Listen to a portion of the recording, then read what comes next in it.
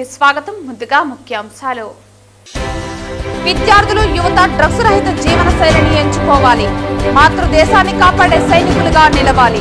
పిలుపునిచ్చిన తిరుపతి జిల్లా ఎస్పీ సుబ్బరాయుడు. నా హయాంలో తిరుమల పరకామణిలో చోరీ జరిగిందని చెప్పారు. అది నిజమైతే అలిపిరి వద్ద నా తలను నరుక్కుంటా. కాదన్నప్పుడు వారు బహిరంగ క్షమాపణ చెప్పాలి. టీటీడీ మాజీ చైర్మన్ భూమన కరుణాకర్ రెడ్డి డిమాండ్. వార్తల్లోని వివరాలు. భారత ప్రధానమంత్రి నరేంద్ర మోదీ జన్మదినం సందర్భంగా దేశవ్యాప్తంగా 75 ప్రాంతాల్లో నిర్వహించిన నవయుగ రన్ లో భాగంగా తిరుపతి పట్టణంలో SV arts college, Balaji colony నుండి ఇందిరా మైదానం వరకు 3K రన్ ర్యాలీ నిర్వహించబడింది. ఈ కార్యక్రమంలో తిరుపతి జిల్లా ఎస్పీ సుబ్బరాయుడు ముఖ్య అతిథిగా పాల్గొని యువతను ఉద్దేశించి ప్రసంగించారు. ఈ సందర్భంగా జిల్లా ఎస్పీ మాట్లాడుతూ, విద్యార్థులు యువత డ్రగ్స్ రహిత జీవన శైలిని ఎంచుకోవాలని, మాతృదేశాన్ని కాపాడే సైనికులుగా నిలవాలని పిలుపునిచ్చారు.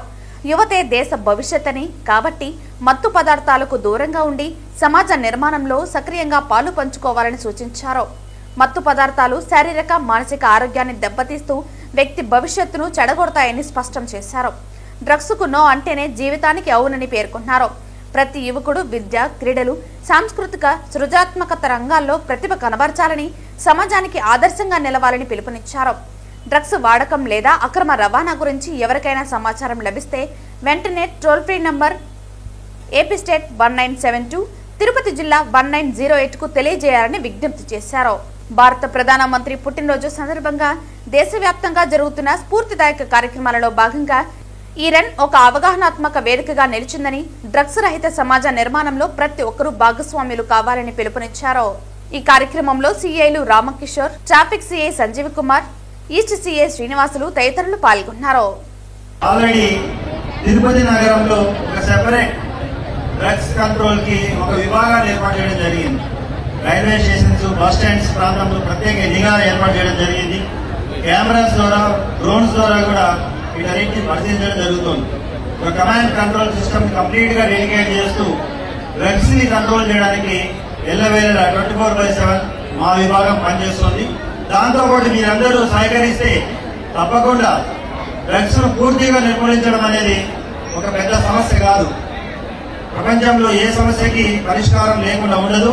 కాబట్టి డ్రగ్స్ కూడా మనం అందరం కలిసికట్టుగా ఒక గట్టి నిర్ణయం తీసుకుంటే ఈ డ్రగ్స్ అనేది పాల్గొనడం పెద్ద సమస్య కాదు. కాబట్టి మీరందరూ సహకరించి డ్రగ్స్ ని నిర్మూలించడానికి సహకరిస్తామని, తర్వాత తిరుపతి నగరాన్ని డ్రగ్ కనపడితే ఎవరు చెప్తారనే భయాన్ని కల్పిస్తారని మీ అందరి తరఫున నేను కోరుకుంటూ, నారా లోకేష్, బిఆర్ నాయుడు నా హయాంలో పరకామణిలో చోరీ జరిగిందని చెప్పారని, అది నిజమైతే అలిపిరి వద్ద నా తలను నరుక్కుంటారని, కాదన్నప్పుడు వారు బహిరంగ క్షమాపణ చెప్పాలని టీటీడీ మాజీ చైర్మన్ భూమన కరుణాకర్ రెడ్డి డిమాండ్ చేశారు. ఈ సందర్భంగా ఆయన మాట్లాడుతూ, నా హయాంలో పరకామణిలో చోరీ జరిగిందని చెప్పారని, అది నిజమైతే అలిపిరి వద్ద నా తలను నరుక్కుంటారన్నారు. కాదన్నప్పుడు వారు బహిరంగ క్షమాపణ చెప్పాలని డిమాండ్ చేశారు. త్రైలోక్యనాథుడైన శ్రీ వెంకటేశ్వర స్వామిని కూటమి నేతలు ఆట వస్తువుగా మార్చారని అన్నారు. 2023వ సంవత్సరంలో జిఆర్ మఠానికి చెందిన రవికుమార్ అనే వ్యక్తి నుంచి 72,000 విలువ చేసే 8 విదేశీ డాలర్లను స్వాధీనం చేసుకున్నారని అన్నారు. రవికుమార్ అనే వ్యక్తిపై లోతైన పరిశీలన చేసినప్పుడు 20 సంవత్సరాలుగా అతను చోరీ చేస్తున్నాడని బయటపెట్టింది మా హయాంలోని అధికారులేనని అన్నారు. అతన్ని పట్టుకుంది మా ప్రభుత్వంలోని అధికారులే అన్న విషయం గుర్తుంచుకోవాలన్నారు. తన భర్త చేసిన అపచారానికి, నేరానికి, తప్పుకు దేవస్థాన అధికారులని కలిసి ప్రాయశ్చిత్తంగా 100 కోట్ల రూపాయల ఆస్తులను టీటీడీకి దాఖలు పరిచారని అన్నారు. చంద్రబాబు 15 సంవత్సరాల హయాంలో అతను ఎన్నిసార్లు దొంగతనం చేసి ఉంటాడని ప్రశ్నించారు. విజిలెన్స్ అధికారులను భయపెట్టారని, ఈ విషయంలో కూటమి ప్రభుత్వం విజిలెన్స్ విచారణ చేశారని, మీకు దమ్ము, ధైర్యం ఉంటే ఆ విజిలెన్స్ నివేదికను బయట పెట్టాలని డిమాండ్ చేశారు. మీ రాజకీయ ప్రయోజనాలకు స్వామివారిని వాడుకోవటం మంచిది కాదన్నారు.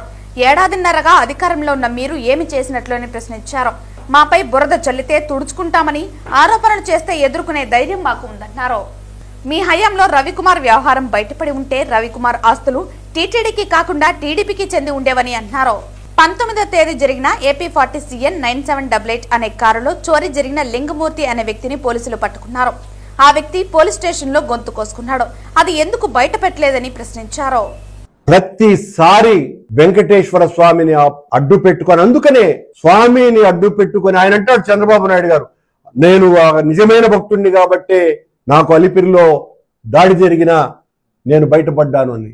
అసలు అలిపిరిలో దాడి జరగాల్సిన పని ఎందుకు వచ్చింది? నువ్వు స్వామి భక్తుడైతే దీనికి కదా సమాధానం ఇవ్వాలా? మీరు బ్రతికినారు, అందులో అనుమానమే లేదు. దేవుడి కృప వలన మీరు బ్రతకటం చాలా మంచి జరిగింది అని అనుకుంటాం అందరము కూడాను. కానీ మీ మీద అసలు దాడి ఎందుకు జరగాలని? దేవుడి కోపం ఉంది కాబట్టి కదా దాడి చేస్తాడు. తప్పు చేసిన వాళ్ళందరినీ దేవుడు చంపేస్తాడా? చంపడు.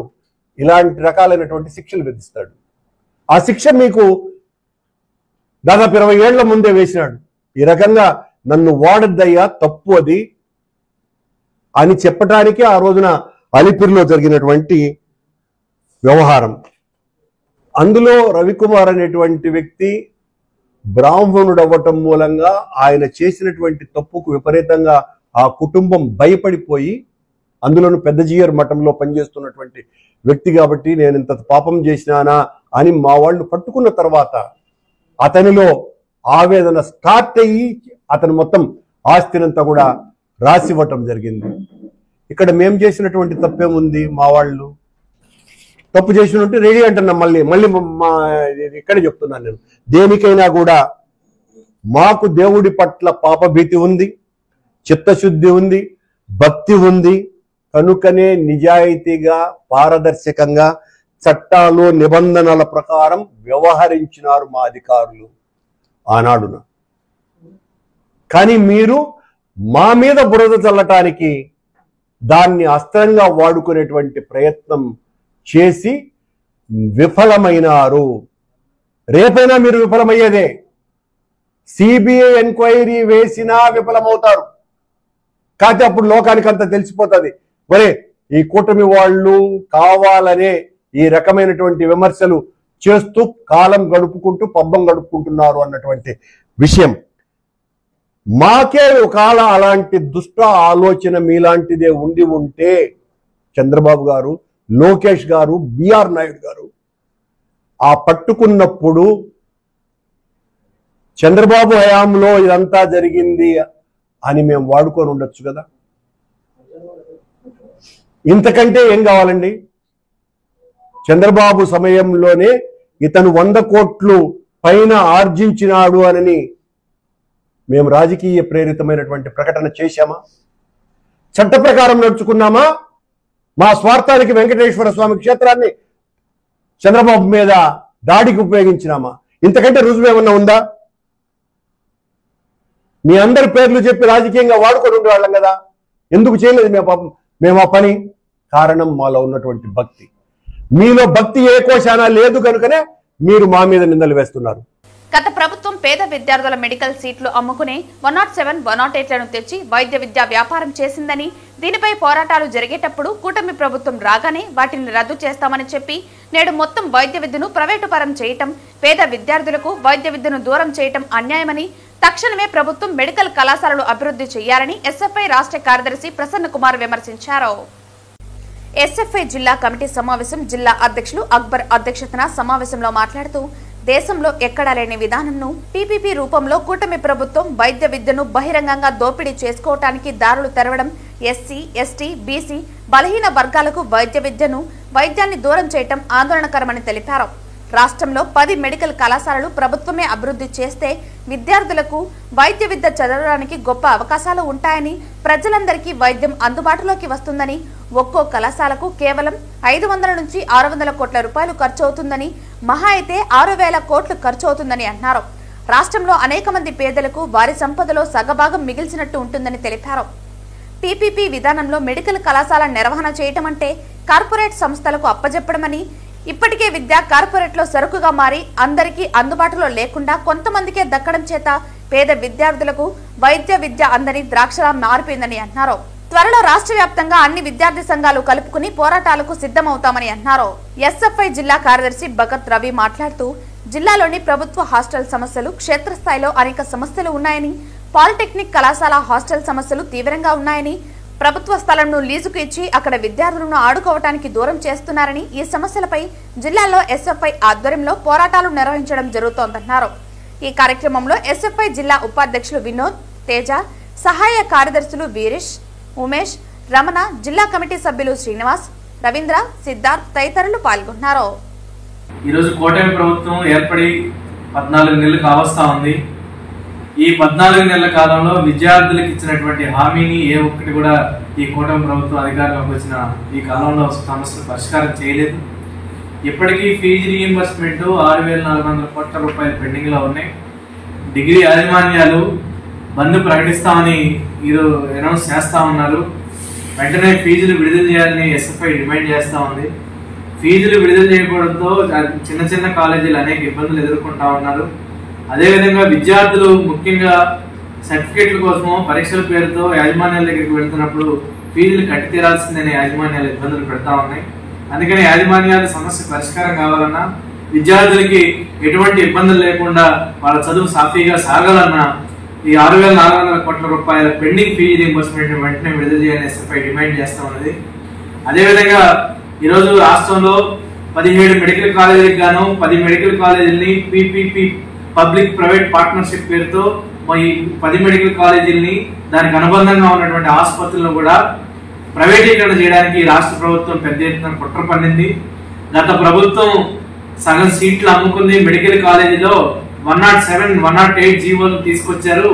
ఈ పేరుతో మొత్తం సీట్లు అమ్మేసుకుంటా ఉన్నారని యువగళం పాదయాత్రలో నారా లోకేష్, జనసేన పవన్ కళ్యాణ్ గత ప్రభుత్వం మీద గట్టిగా మాట్లాడారు, వ్యతిరేకించారు. మేము అధికారంలోకి వస్తే 107, 108 జీవోలు రద్దు చేసి విద్యార్థులకు అందుబాటులో ఉండే విధంగా సీట్లని ఉంచుతామని ప్రకటించారు. కానీ గత ప్రభుత్వం సీట్లు నమ్ముకుంటే వీళ్ళు ఏకంగా కాలేజీలు నమ్మేటువంటి పరిస్థితి ఈరోజు రాష్ట్రంలో ఉంది. ఇది పూర్తిగా విద్యార్థుల్ని, రాష్ట్ర ప్రజల్ని నమ్మించి మోసం చేయడం అని ఈరోజు ఎస్ఎఫ్ఐకి నేను చెప్తా ఉన్నాను. ఈ రోజు మహాలయ అమావాస్య సందర్భంగా తిరుపతి కపిల్ తీర్థం ఆలయంలో తర్పణాలు వదిలే భక్తుల రద్దీ అధికంగా ఉండే అవకాశం ఉన్నందున తిరుపతి జిల్లా పోలీసు శాఖ ముందుగానే తగిన బందోబస్తు ఏర్పాట్లు చేసింది.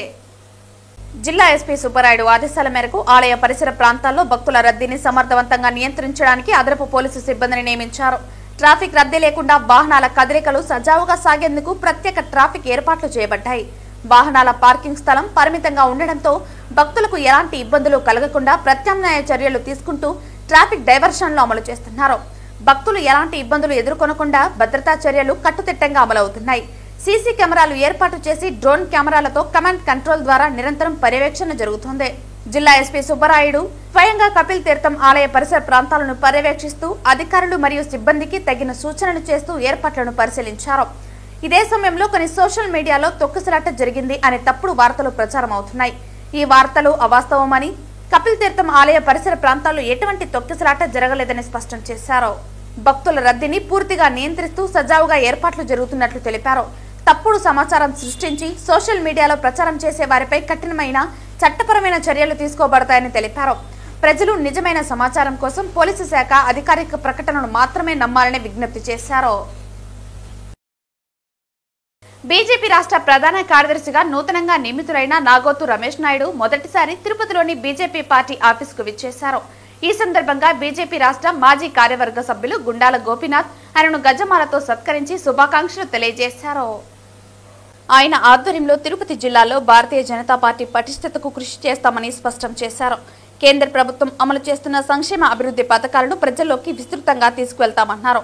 ఈ కార్యక్రమంలో బీజేపీ జిల్లా అధ్యక్షుడు సామర్చి శ్రీనివాస్, బీజేపీ జిల్లా మాజీ అధ్యక్షుడు చంద్రప్ప, బీజేపీ జిల్లా ఉపాధ్యక్షురాలు అనూష, రామకృష్ణ, బీజేపీ సీనియర్ నాయకులు ముని సుబ్రహ్మణ్యం, పొనగంటి భాస్కర్, ప్రశాంతిరాజు, తొండమనాటి సుబ్రహ్మణ్యం రెడ్డి తదితరులు పాల్గొన్నారు.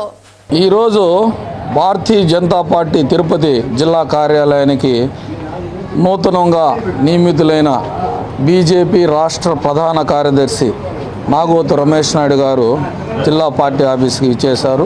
ఈ సందర్భంగా బీజేపీ నాయకులు, కార్యకర్తలు ఆయన ఘన స్వాగతం పలికి ఆయనకు ఘన సన్మానం చేసి శుభాకాంక్షలు తెలియజేశాము.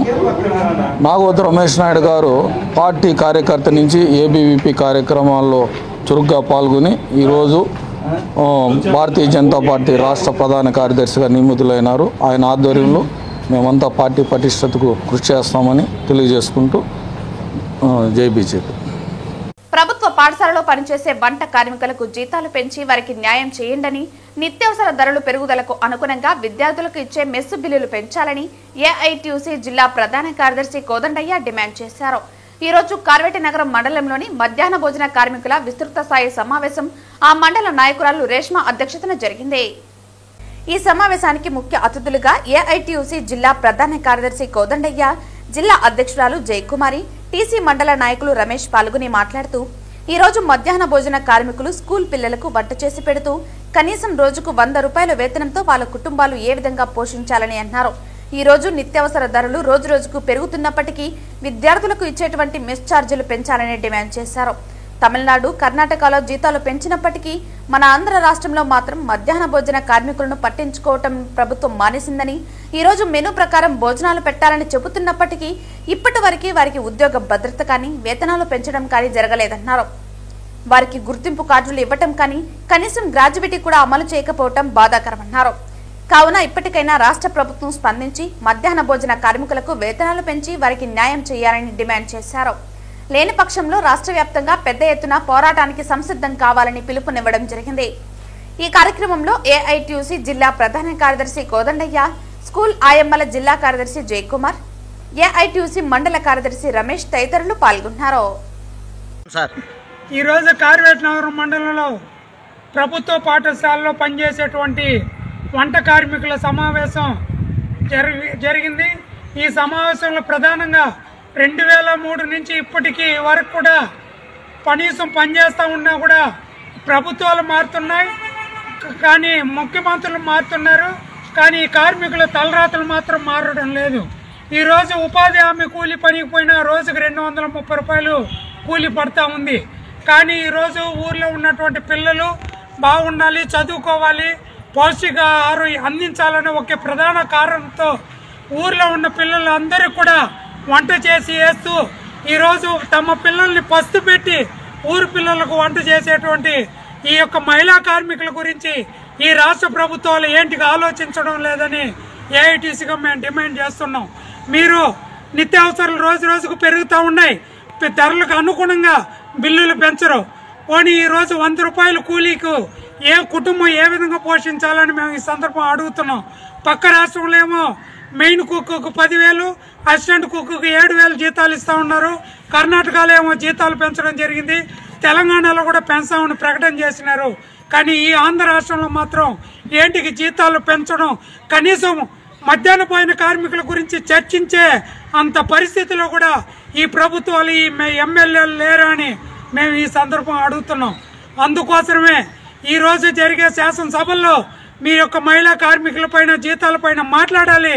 మహిళా కార్మికులకు అండగా ఉంటాము, మీకు అండగా ఉంటామని చెప్పినటువంటి మన ముఖ్యమంత్రి చంద్రబాబు నాయుడు గారు ఈరోజు ఆ మహిళల గురించి మాట్లాడి జీతాలు పెంచాలని, లేని పక్షంలో రాబోయే అసెంబ్లీ సమావేశాల్లో పెద్ద ఎత్తున చలో విజయవాడకి పిలిపించి మీ యొక్క శాసనసభ ముట్టడికి కూడా మహిళా కార్మికులు సంసిద్ధంగా ఉంటారు రాష్ట్ర వ్యాప్తంగా అని ఈ సందర్భం ఈ ప్రభుత్వాన్ని హెచ్చరిస్తూ ఉన్నాం.